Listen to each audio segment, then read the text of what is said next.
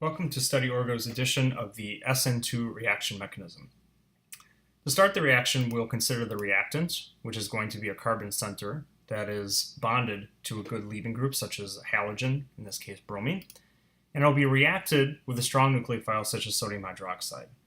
It will be dissolved in a polar aprotic solvent, such as dimethylformamide, and the result of the reaction is going to be that the leaving group has now left the carbon center, and a new bond is formed between the carbon center and the incoming nucleophile.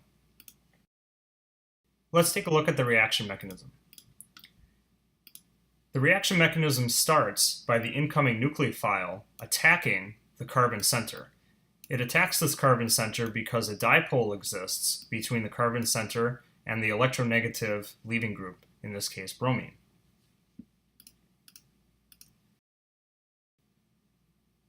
After the attack of the incoming nucleophile, a transition state is formed.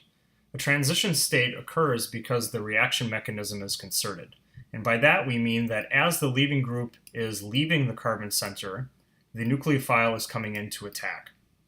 In this situation, the transition state cannot be captured because it is hypothetical. It is explaining how the incoming nucleophile and the leaving group are leaving and coming in during the reaction mechanism.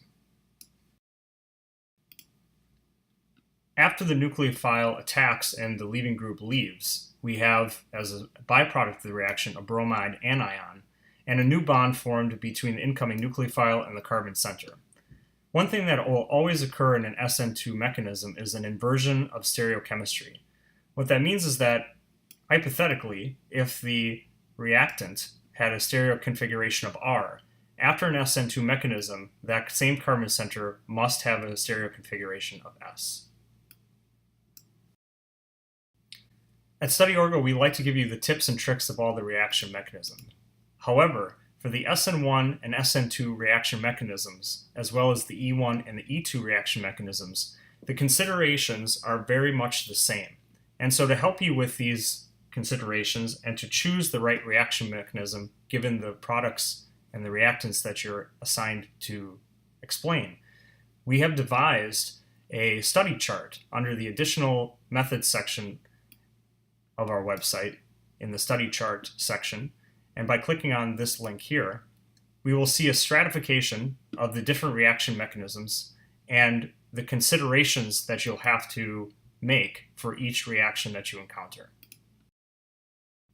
The first consideration is going to be the kinetics of the reaction. So an SN2 reaction mechanism actually stands for S, substitution, N, the incoming nucleophile, and 2, referring to the kinetics of the reaction.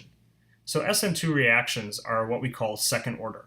What that means is that the rate of the reaction or the speed of the reaction is going to depend on both the concentration of the carbon center with the good leaving group as well as the incoming nucleophile.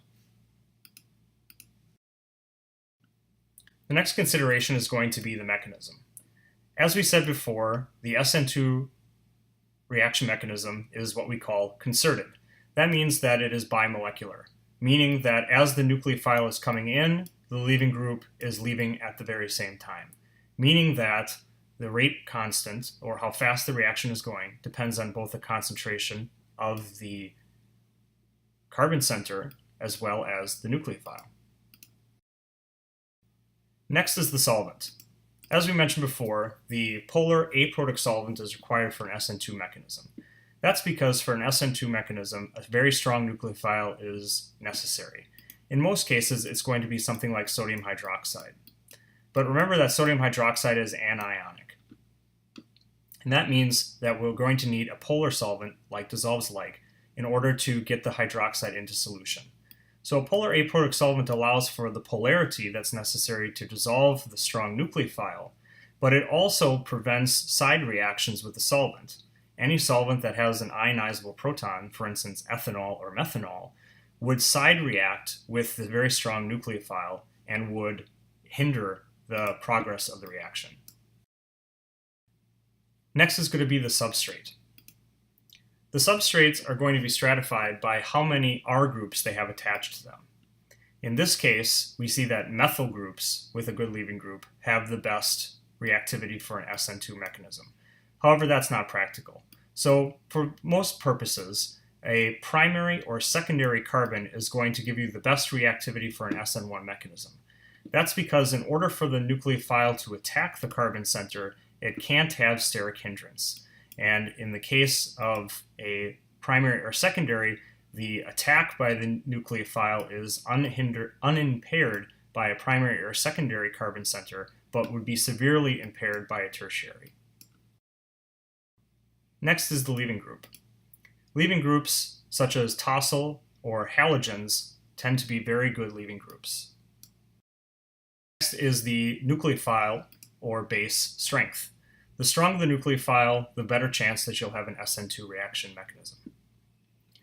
Next is the stereochemistry. Remember that for an SN2 reaction mechanism, you will always have inversion of configuration at the product. Another consideration is rearrangements. In this case, for an SN2 reaction mechanism, because it's concerted, no rearrangements will ever happen. And finally is temperature. Remember that increasing the temperature increases the energy of the reactants, and that is going to lead to an increase in collisions and an increase in the energy of the products, making it easier for them to overcome the transition state and fall down to the product reaction side. So this gives you an overview of the SN2 reaction mechanism. We thank you for tuning in this time, and we'll see you next time.